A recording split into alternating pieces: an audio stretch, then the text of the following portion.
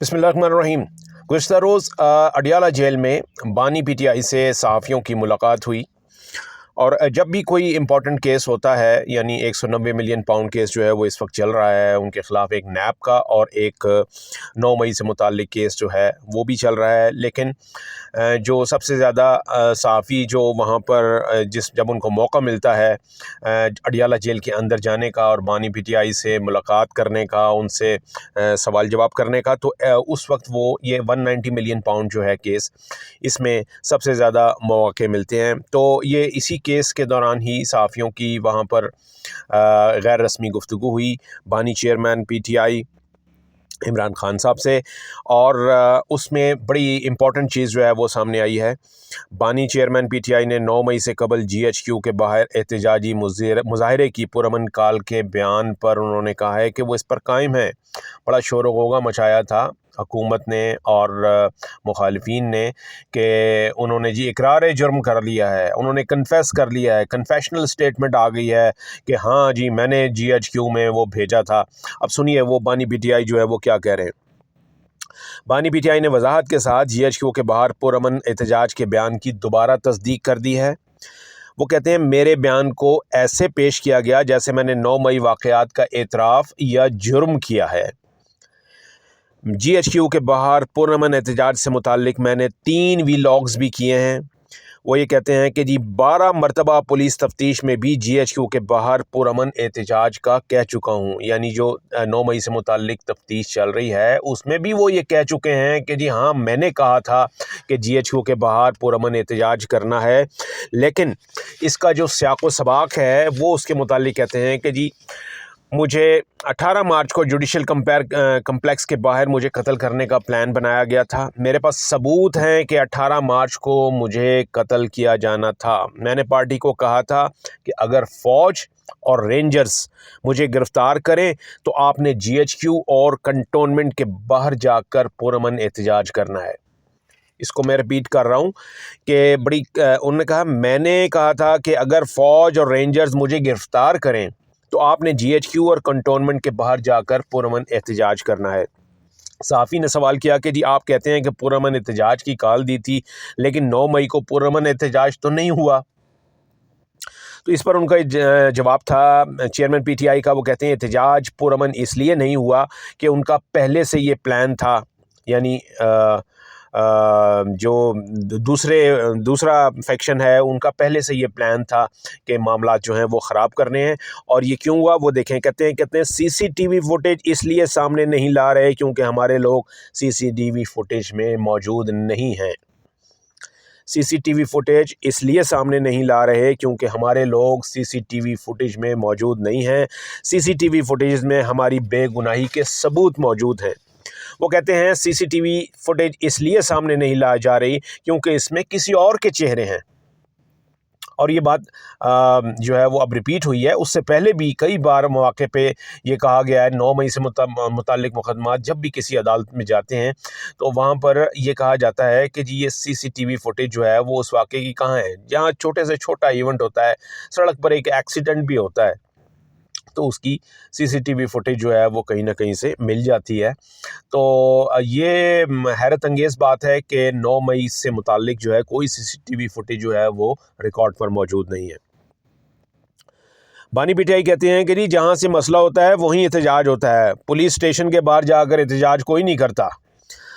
9 मई की CCTV footage चोरी होने पर मैं अदालत जा रहा हूँ, ये उन्होंने नई एक बात की है। वो ये कहते हैं कि जी ये जो चल रहा है सिलसिला 9 मई से मुताल्लिक मुकदमात वाला, इसके लिए वो अदालत से रजू करेंगे कि वो सीसीटीवी फुटेज जो है वो सबसे बड़ा सबूत होगी हमारे हक़ में, और वो गलत भी नहीं हो सकती क्योंकि कैमरा कैंडिड होता है, जो कुछ हो रहा होता है वो दिखा रहा होता है, तो उसके ऊपर ज़्यादा रिलाई करना होगा।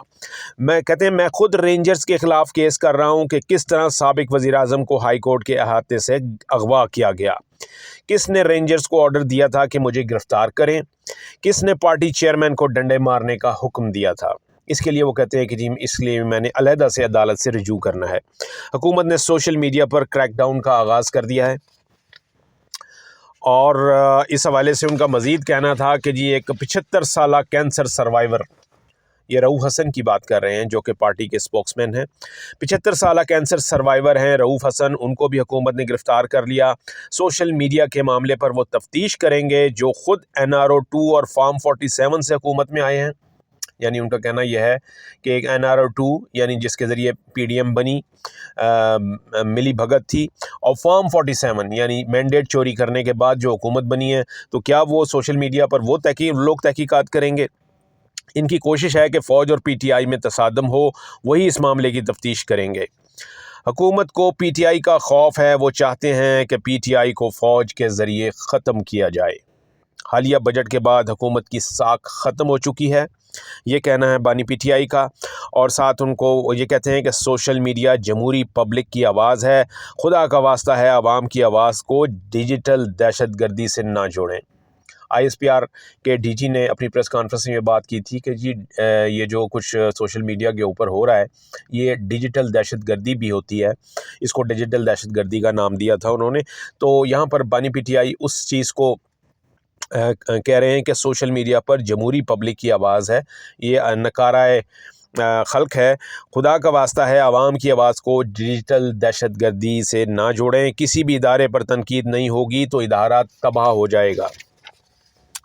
صحافی نے ایک سوال کیا جی اس موقع پہ، وہ کہتے ہیں آپ نے اپنے دور حکومت میں قانون سازی کروا کر فوج کے خلاف بات کرنے پر سزائیں مقرر کی تھیں، تو اس پر جواب ہی آیا جی، وہ کہتے ہیں تنقید اور تنقید میں فرق ہوتا ہے، ہمارے دور میں کوئی صحافی ملک چھوڑ کر نہ گیا نہ قتل ہوا، یہ بات تو آن دا ریکارڈ ہے، ان سے بہتر تو پرویز مشرف کا لبرل دور تھا۔ پھر صحافی نے ایک سوال کیا کہ اس کا مطلب ہے کہ قومی سلامتی کے ادارے پر بھی کھلے عام تنقید کی جائے، تو اس کا جواب تھا کہ جی قومی سلامتی کا ادارہ ہو یا کوئی اور ادارہ، ہر ادارے پر تنقید ہونی چاہیے۔ ان ججز کی سوشل میڈیا پر تعریفیں ہو رہی ہیں، ان ججز کی سوشل میڈیا پر تعریفیں ہو رہی ہیں جنہوں نے ہمارے حق میں فیصلہ دیا، تو وہ یہ کہتے ہیں کہ جی فوج پاکستان کی ہے، نون لیگ اور پیپلز پارٹی کی نہیں ہے۔ فوج اگر فارم 47 کی حکومت کے ساتھ کھڑی ہوگی تو اس کی ساکھ متاثر ہوگی۔ فوج کا فارم 47 والوں کے ساتھ کھڑا ہونا ملک، معیشت اور جمہوریت کے لیے نقصان دہ ہے۔ پھر بانی PTI سے سوال ہوا کہ ریکارڈ پر آپ کے بیانات موجود ہیں کہ نیوٹرل جانور ہوتا ہے، آپ پھر کس طرح آرمی چیف سے نیوٹرل رہنے کی اپیل کرتے ہیں؟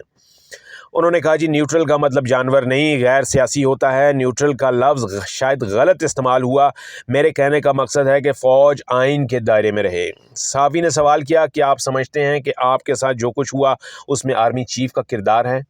جواب ملا کہ ہماری پارٹی کو کسی نے الیکشن نہیں لڑنے دیا، اسٹیبلشڈ کے بغیر یہ نہیں ہو سکتا تھا، یعنی انڈائریکٹلی انہوں نے اشارہ کیا۔ نواز شریف پر کرپشن کے اتنے کیسز تھے، سب کے سب یکدم ختم کر دیے گئے۔ صحافی نے سوال کیا اگر آپ سمجھتے ہیں کہ پیپلز پارٹی اور نون لیگ آپ کو فوج سے لڑا رہی ہے تو حکومت نے آپ کو دوبارہ مذاکرات کی پیشکش کی ہے، آپ مذاکرات کی طرف کیوں نہیں جاتے؟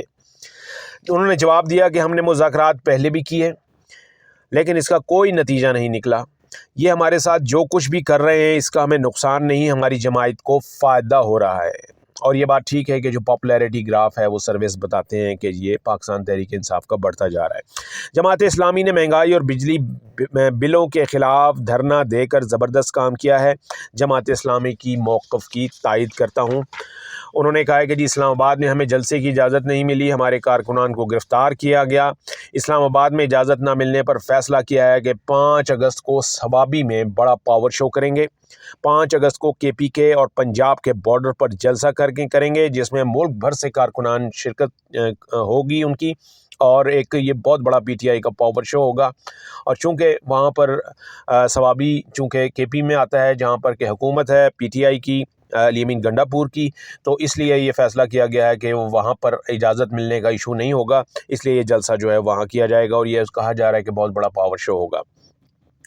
ثوابی میں جلسے کا فیصلہ اس لیے کیا کہ ملکی حالات تقاضا کرتے ہیں کہ کوئی انتشار نہ ہو، ثوابی میں جلسہ کر کے دکھائیں گے کہ ملک میں کس پارٹی کی پاور ہے۔